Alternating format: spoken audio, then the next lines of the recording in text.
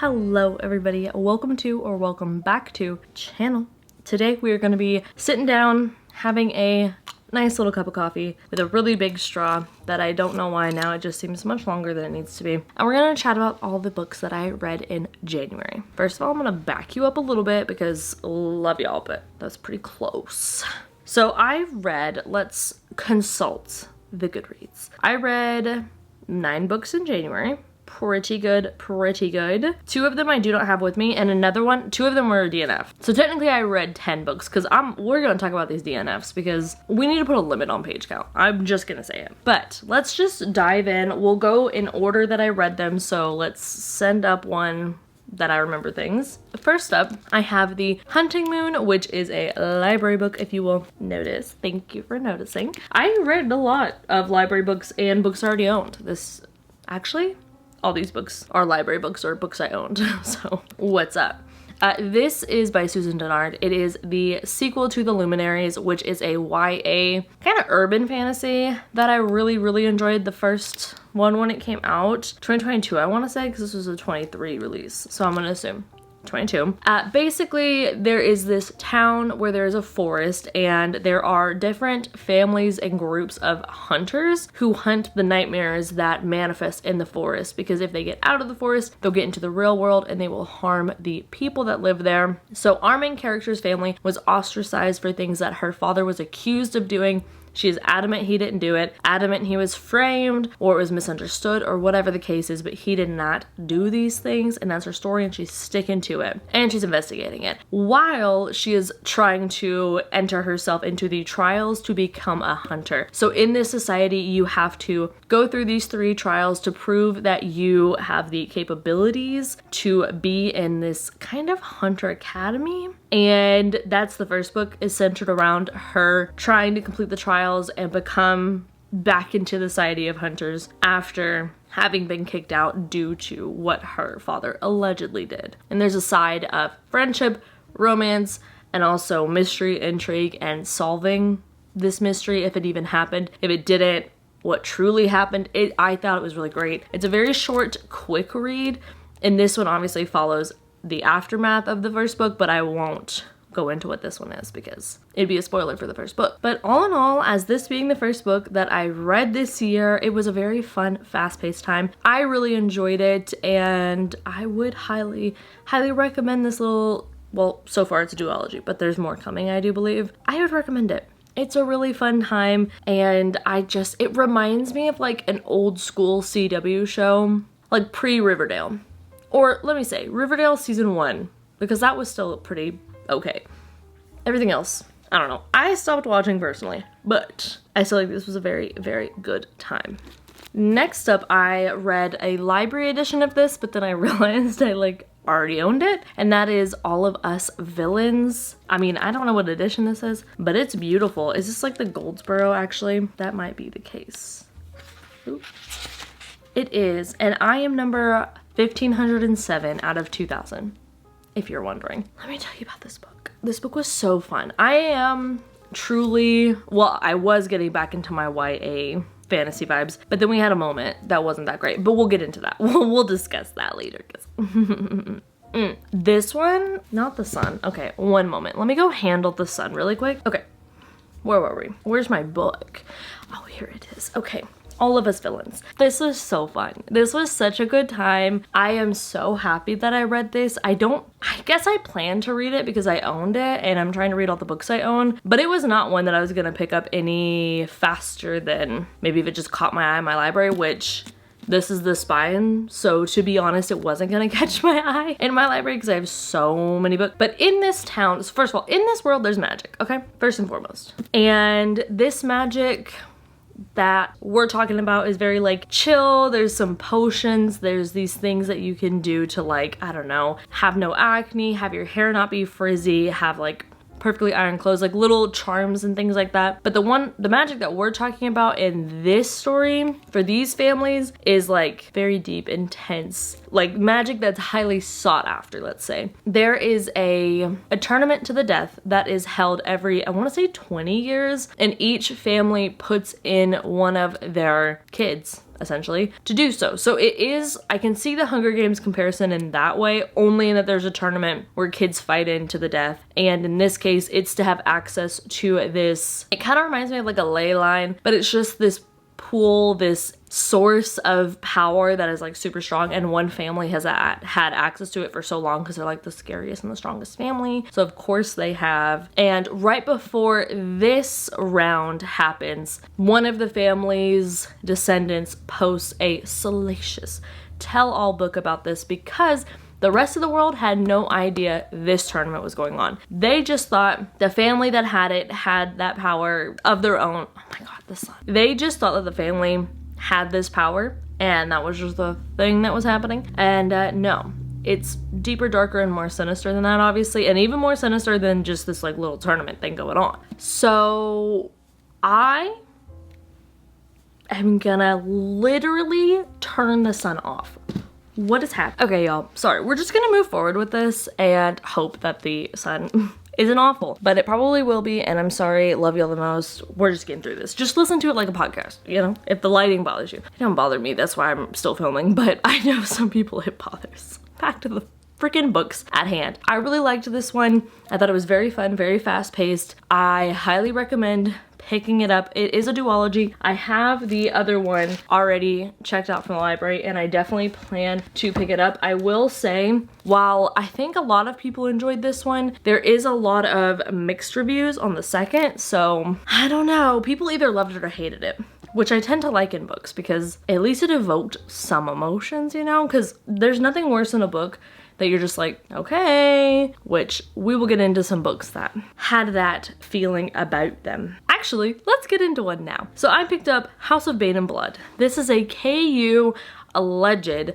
Peaky Blinders Victorian steampunk fantasy romance. The problem is, the world was cool. It was interesting. There were two, I guess, kind of like mafia families that are like super powerful, running this world, boom, boom, boom, love that. And she gets engaged to the something or something or something of the family. And then this other dude is like, just kidding, I'll put in a bigger offer and a better offer and I'll marry you instead. And that's our Thomas Shelby. First of all, please. Second of all, the problem with this book, the setup is fine. The world is interesting, I thought. I even think that the info dumpage and the way that the world was explained wasn't super poorly done to the sense that I would stop reading because of that. I read 200 pages of this. So yeah, it's gonna count. It's gonna go ahead and count towards my goal because that's a whole book. It was actually, I think, just under 300 pages that I read because I wanted to give it a try. Let's stop writing 700-page KU fantasy romance book. Fantasy romance books in general, let's stop writing 700 pages. Not even the KU ones, like all of them. Because what are we doing? Make it multiple books at that point. Seriously. I think that this book was written in this way that it felt like the author had certain scenes that they wanted to write, and then they just kind of meandered along until that scene happened. Meandered along, wrote another scene. Meandered along, wrote another scene. And there was no like plotting done. And so the whole time I just felt like, what are we doing here? Like, what's happening? Don't like this. And the main character, I did not particularly like. The love interest, didn't particularly like. And it's not because of like, oh, these characteristics or oh, this. Their characteristics changed based on the scene that they were in. And I didn't like that because it didn't make sense. Some things would move fast, some wouldn't. Like all of a sudden, hey, 3 or 4 days into this, actually it might have been 2 days. 2 days into this arranged marriage, she's already trusting him like way more than you think that she would, because this world we are like drilled into our heart and soul is so violent and so crazy and no one trusts anyone and da da da da, and she's the head of like her family that is within this world like mafia. But then all of a sudden she's like, but there's just like something about him. Girl, please. That's, yeah. I just couldn't. I just couldn't. I know the people who love this, let me tell you, they love it. Because I went on Goodreads and I'm like, these are all 5-star ratings. Let me see. And then when I went to the 1, 2, and 3-star ratings of people who did finish it, I spoiled this for myself and I was like, the ending is also inconsistent and it makes no sense. So I'm happy I did not continue. I'll be honest. And next up, we got into a book that I read for the Patreon book club. So I do have a full vlog over there for this, but Spells for Forgetting was a perfectly fine book to me. I gave it 3 stars. It was right smack dab in the middle. The vibes and the atmosphere are what really gave it the stars. Honestly, this is probably more of a 2.75 because I genuinely could not care any less than I do about these characters. I don't care. I didn't care what happened. I didn't care who really did this crime. I didn't care if they got back together. I didn't care if, oh, well, hey, the plot, how about that? She was best friends with this girl who ended up being killed, and it was alleged and accepted on this island that her boyfriend, the main character's boyfriend at the time, did it. And then he runs away, so the suspicion grows. And then years later, he's coming back to bury his mother after she's passed, and she's like, oh my god, he's back. And in this whole island, it's a very small island off the coast of Washington. They believe in magic, they believe in witchcraft, they believe in fairies and all these kind of like legends and lores. I love that. That was the best part. The vibes were the best part. Everything else, it's not that it was bad, I just didn't care. It was somehow a very boring mystery and a very lackluster romance, and it was truly the atmosphere and the vibes that brought any of this together. And the only thing that I will say that's a little bit more specific, but it's not a spoiler, if you've read this, the very end when they're like all gathered and you know like stuff's going down, that was the most interesting part, and it fades to black to a very lame epilogue. I was like, what is this? Like, it finally got interesting and then left. And so I think, again, the problem with this one for me was the tonal shifting, because it definitely wanted to be a mysterious, broody, gloomy mystery novel, but then all of a sudden it was like, oh dang, yeah, I have a romance in here. And then all of a sudden it's like, oh wait, I want to get back to the mystery. And it just, I'm like, pick one and pick the mystery, because the mystery was the most interesting part of this book. The romance was just like, we already know what y'all are gonna do, just get it over with. Just get back together, get married, whatever you're gonna do it. And can we solve the crimes? Please. Good vibes. Good vibes. Beautiful edition. I probably will be unhauling this though, so if you would like this edition, let me know. I'm thinking about starting up the Pango books again because I think I need to. Okay, then next up, I read a e-arc of The Night of the Storm, and I actually have a reading blog where I read this one and was way more in depth with it, so I would go over there. I'll link it down below because it's not one of my super long blogs. It's like specifically just a reading blog and updating on the books, so I think it would be a better explanation there. Long story short, this family is all gathered together in the suburbs of Houston because of Hurricane, I think it's Harvey, and there is just a little mystery going down. There's some attempt at thriller aspects. I really think that this one was more of a family drama that has like a creepy setting of it being during a hurricane and one of like the worst hurricanes. So I really think that is more accurate than calling this a full-out thriller, because I don't think it was very in line with a thriller. It definitely felt more like a drama lit fic with the back setting that could be thriller mystery-y. Yeah. I did like it. Again, for the main thing in a lot of these books this month was I really liked the setting. I really liked the vibes, but the tones of the books were just very like, where are we going? What are we doing? Because this one felt like it kept trying to enter in with the family drama, but then reminding itself like, oh yeah, this is a thriller, so let's like have someone go slash some tires or something. And it was like, what are we doing? And I was just very kind of like, wait, what? But I do think if you like family drama in your thrillers, you're gonna like this one. I don't. I realized I like neighborhood drama. I don't care about family drama, like, at all. I don't really like friend drama either, I don't think. I like fake friend groups, like rich people drama. And this had some rich people drama in it, but not everyone was rich. So it was like, I wouldn't classify it as rich people drama either. Lit fic family drama with a thriller backdrop is how I'd pitch it. And then after that, I read The Fury, which is also in that reading vlog. This was an arc that the publisher sent to me. Don't know why, but I'm not mad about it. Again, the backdrop vibes were very interesting, but this wasn't really my favorite thing in the world. I think I'd give it a very middle of the ground 3. I don't necessarily, it's the same as The Night of the Storm. It was fun at some parts, it was interesting at other parts, but then the overall feeling of the book was just kind of like, I think my expectations have just been very high for thrillers lately, and it's starting to affect when I'm reading them. I'm like, ooh, this isn't really like my favorite thing. But I also just think I like very specific thrillers, and these were not the ones I thought this was. This, again, I would say is more of like a drama than a thriller. This did not feel like a thriller to me. I don't know why. There were technically twists and turns, but I was just kind of like, okay, I'll go along with it. But yeah, it did remind me of the second Knives Out, in that we have a very like reclusive movie star that invites all of her friends to this island, and then drama, mystery, and betrayal, and all of these kinds of things, and murder, hey, all ensue, and it's a mess. It was entertaining. It was a very fast read, but I can't tell if that's because it was just like not even 300 pages or the writing style, but the content wasn't my favorite. Like I would recommend this to people who are newer to thrillers.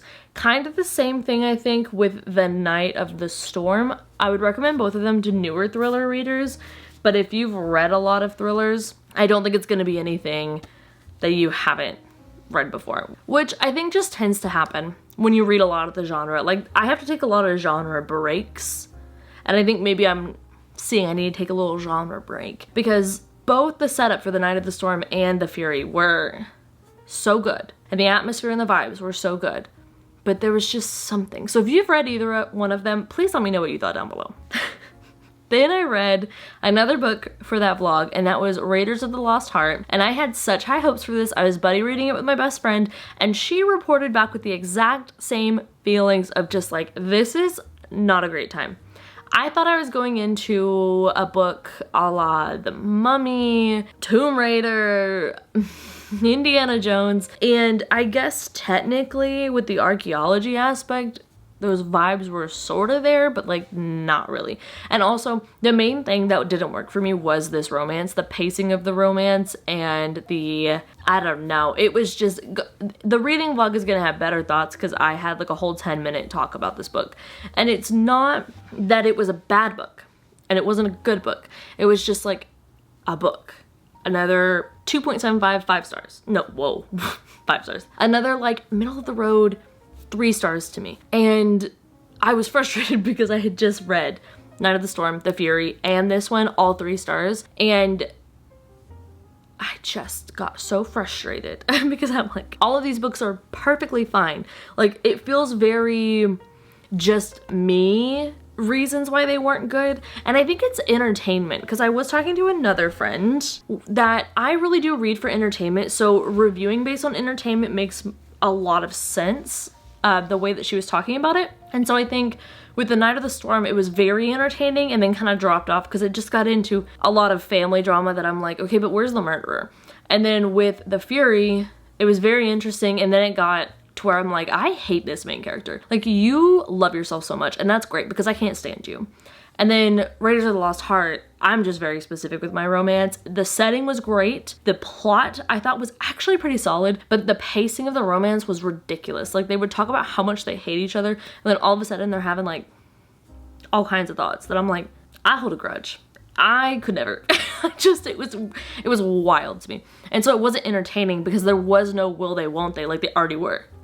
So those were the 3. Then we crash landed at When the Moon Hatched, and I DNF'd this one as well. First of all, if I hear the nickname Moonbeam one more time, I'm gonna freaking lose it. Second of all, This book had so much potential at the beginning. And then I don't know what it was. Y'all tell me if you have this too. Sometimes I'm reading a book and I'm like, yes, yes, yes, love, love, love. And then I put it down, I go do, go to work, come home, cook dinner, go to sit with the book. And then I'm like, what is this? I was vibing yesterday and now this is nothing like what I remember. And it was just, first of all, nearing 800 pages, again, for why. Second of all, I made it 300 pages in and nary a thing had happened. Truly. All that happened was we began our story, kind of. It was just so drawn out for no reason. Genuinely no reason. And I was like, I am so apathetic to this that I'm beginning to really actually dislike this. So I put it down and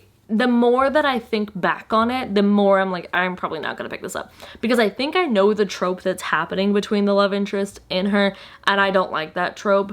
Not only if it's done like at the end of the first book into the second book, then that's fine, but I won't discuss. If you wanna know, because it's only speculation, I don't know, I'll have to go read a spoiler review, because I think I just decided now I'm not gonna read it. But if you wanna know in the comments, just like comment and then I'll reply and then it will be, people won't get spoiled or anything, but it's just my conspiracy speculation that it's a trope I don't particularly care for because it's just never really done that well. There's one series that I think does it well, but I won't name what it is because it's a spoiler for that series and then it will potentially do this one too, so whatever. It just wasn't all that to me. And I saw so many people really loving it, and I think it was partially the writing style I didn't love. It was very easy to read, but it very much felt like there was a different writing style at the beginning than there was towards the end. So, sorry y'all, my battery died midway through.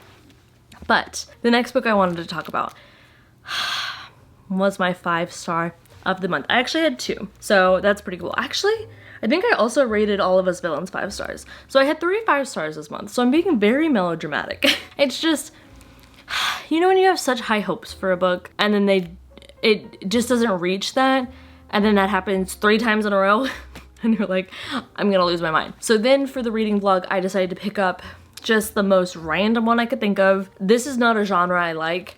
I am not a horror girly. I love horror TV shows and movies, mainly movies, but I don't tend to like horror books just because I don't really like the like thematic things that are discussed in horror books. I like horror, either gothic horror, which is more, like I don't know, discussion over, I mean, there's a lot of themes that are dark, I guess, in that too, but the way it goes about it is different. I don't like gore.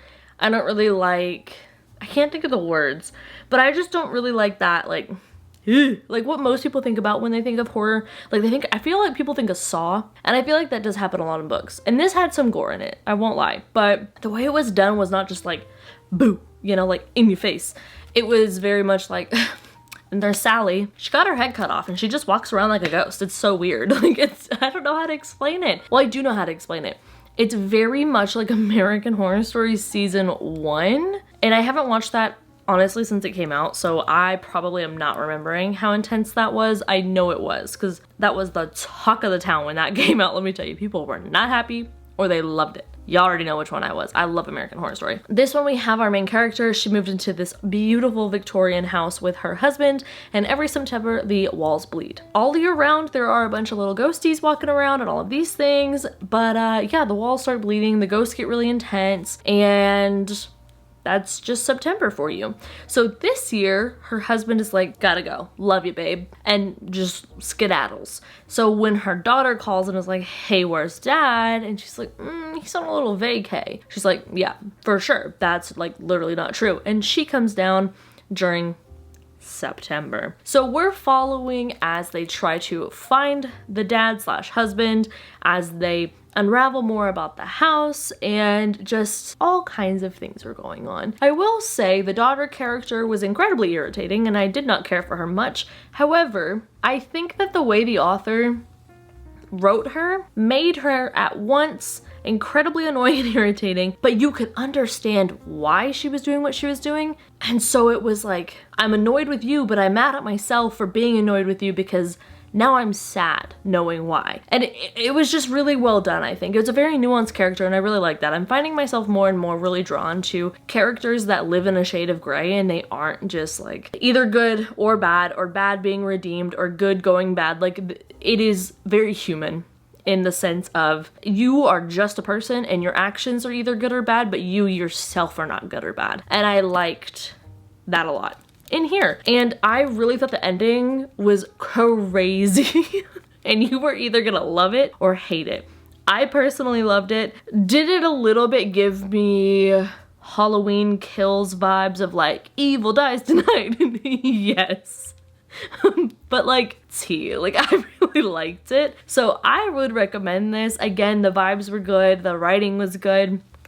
Here's the thing, audiobook. If you can, or if you like audiobooks, I would recommend grabbing the audiobook of this, because while we have this American Horror Story-esque house and this very intense plot going on, the narrator is the star of a cozy mystery. Like, this is an older woman who is just like bit-bopping along in life. Her best friend's a ghost who makes her like tea all the time to settle her down. She's got her best friend that comes over to the house and hangs out with her on the porch, and you know, they're just talking about all the goings on, and then she's like, oh yeah, I gotta get back into my house, and then, you know, she's going back to her other best friend, who's the lady I mentioned before that makes her tea all the time. It's just, if I could get this house without the walls bleeding, I think I'd be okay here. Although there's a little one that bites, and I don't think I'd like that, but I do recommend. This was a fun time, which sounds weird considering what it's about, but it was fun. It was fun. And then the book that I have officially wrapped the month with, oh yeah, baby, I did it. I read it. Project Hail Mary. So I picked this one up from the library after I saw Rachel at Raven-Haired Reader say she would like to inject this book into her veins. And honestly, I get it. At first I was like, girl, what does that mean metaphorically? But now I'm like, yeah, no, me too. Yeah, no, me too. Like, actually same, left arm please. Like, I agree with this.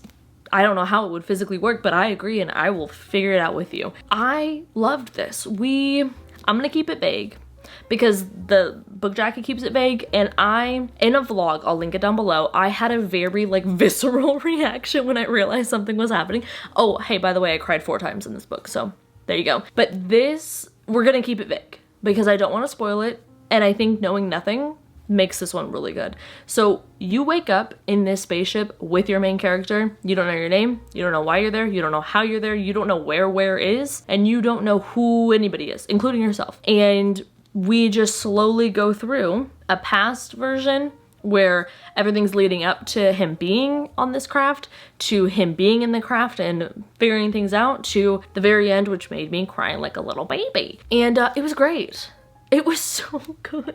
It was so good for no reason. I'm just crying all the time. I said in that vlog, if you don't want to go watch the vlog, don't watch it unless it's like it's just a little section that I talk about this in. It's on like Saturday, I think. I don't talk about it super in depth in there. Do relate it to Doctor Who, specifically in the sense of if you've watched David Tennant and Matt Smith, those are the two I'm referencing. I do think the 9th Doctor was good. He just didn't have speeches that made me cry or anything. And then I haven't watched past Smith. So David Tennant and Matt Smith. Okay, they both give a lot of speeches about humanity.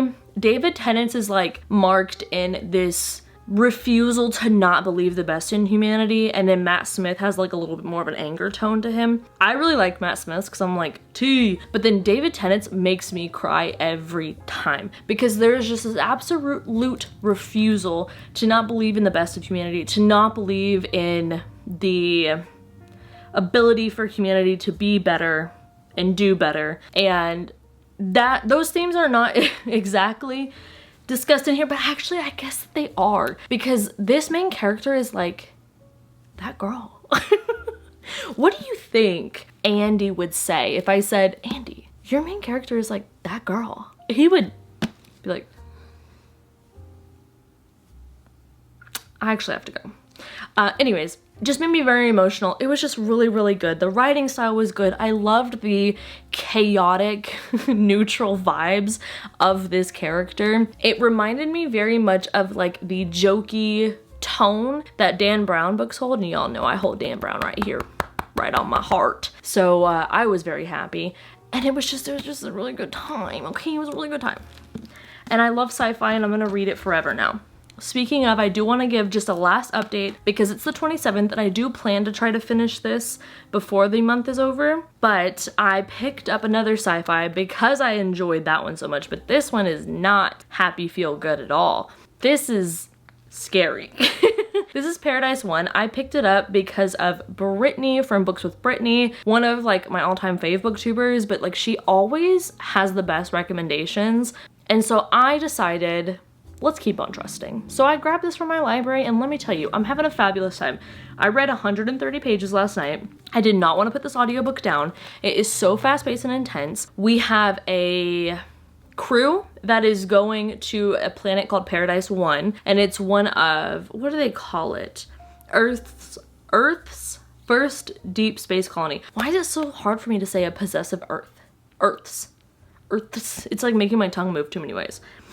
Anywho, so apparently the colony went dark and now these people are gonna go out light years away to figure out like, hey y'all, how y'all doing? So we have one woman who is part of like, I guess kind of the military, but she has a Nepo baby so they don't like her. Very akin to Hollywood right now. People are very mean. And so that's happening to her. And then we have the captain, those two have history. Then we have a doctor who has some kind of mysterious history we don't know about yet, but we're learning. And then we have a robot. I love when we have a robot character and he is so funny. He kind of reminds me of Severo. He's Severo coded, not as clever and a little bit more like hot topic-y, but Severo coded nonetheless. So yes, those are all the books that I read. I hope that you guys enjoyed this wrap up. Let me know your favorite or least favorite book down below, how many you read, what you were feeling, and then what you're hopeful for in the coming month. And let me know if you like wrap ups being back or how we're feeling about it, because I think I can do wrap ups if I do them monthly, but if I try to do them like too long after I've read the books, good luck. But yeah, make sure you drink your water, stay hydrated, be kind, and go have a good day on purpose. You deserve it. Bye. Birds and see the sun. Side by side our fears are done. All the good times just begun.